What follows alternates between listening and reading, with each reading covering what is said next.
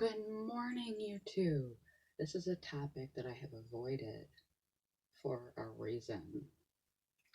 It is divisive and it is oversaturating every aspect of not just the media, but daily living for those of us in the United States. And anytime that a topic oversaturates your life, especially a divisive one, you see it on the news everywhere. Everyone's talking about it. Everyone has an opinion. It's in your face all the time. It can be extremely stressful, especially if you have a vulnerable mind, like those of us who have a mental illness. It's stressful for everyone, but especially if you have a mental illness. So I didn't want to dive in and add to that pile. However, there are some valuable lessons we can take away from this particular election because it is so very divisive. It is so all-consuming. Number one, if there is any topic, subject matter, material that is triggering to you, to your overall stability and welfare, it is okay to have a low level of involvement and to tune it out. I know someone who, as soon as election day is starting, is going offline, off phone, off computer, off the grid in his home for a week because it's just too much. It's been too much. It is too much. It's too divisive, and he doesn't want to deal with the fallout. He doesn't want to deal with it. He needs a mental stability break and a break from all the chaos and the fighting. It is okay to remove yourself from conversations and situations that are damaging to you.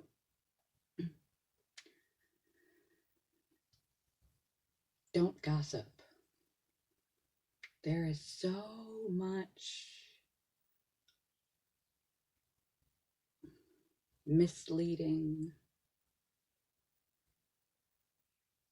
well-intended misinformation being passed from mouth to mouth to mouth, person to person, as given truths. Fact check your information before you take something at face value.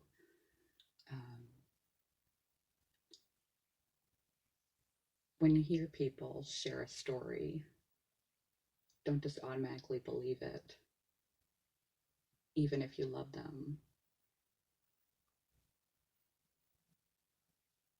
Don't pass stories. This election is filled with gossip from people to other people, and then people are misinformed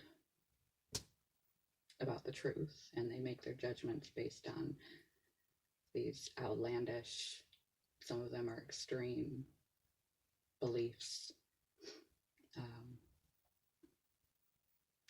And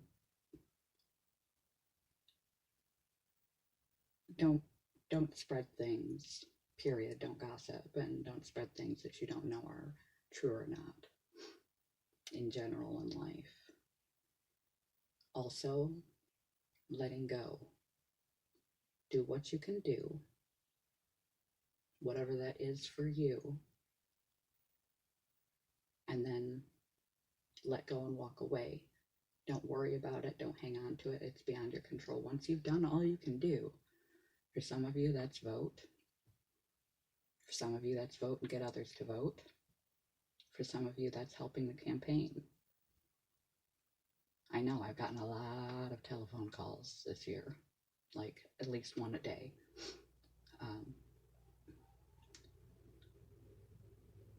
What you can do is going to be less or more in any situation, depending on the person.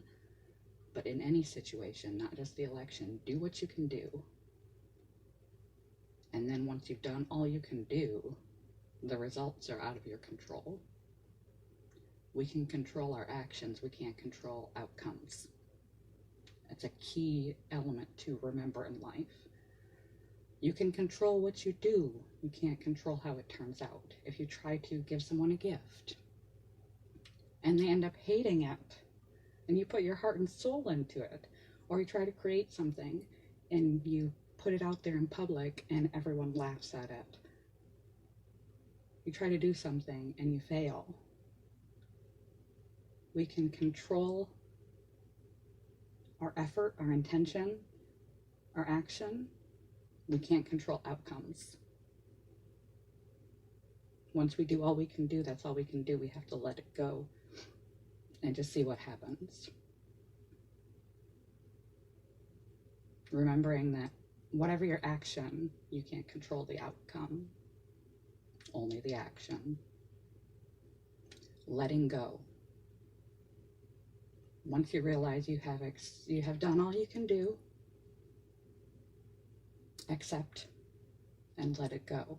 Don't stress over it, don't worry about it, don't think about it, don't sit on it, don't stew on it, don't tune into every news bit on it, don't obsess, and this is not just with the election, this is with everything in life. If you went to a job interview and you did the best you could do and you're just waiting for them to call back and tell you one way or the other, you've done all you can do. Don't stress and obsess until they call you.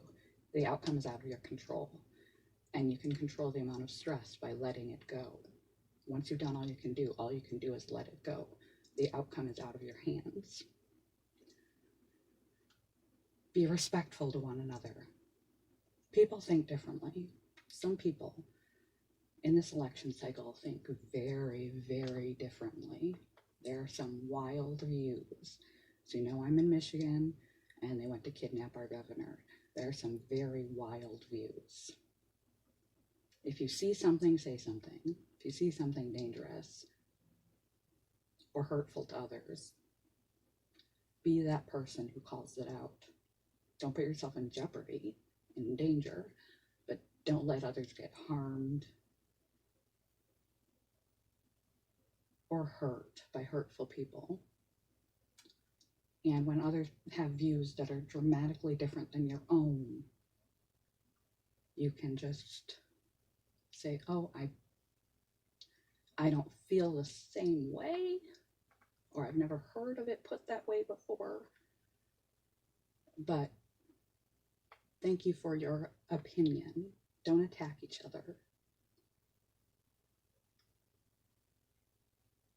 Those are my tips, lessons learned from this election. Step away from things that hurt you. Respect each other. You can only control actions, not outcomes. Lessons in letting go. Be respectful of each other, even those that are different from you.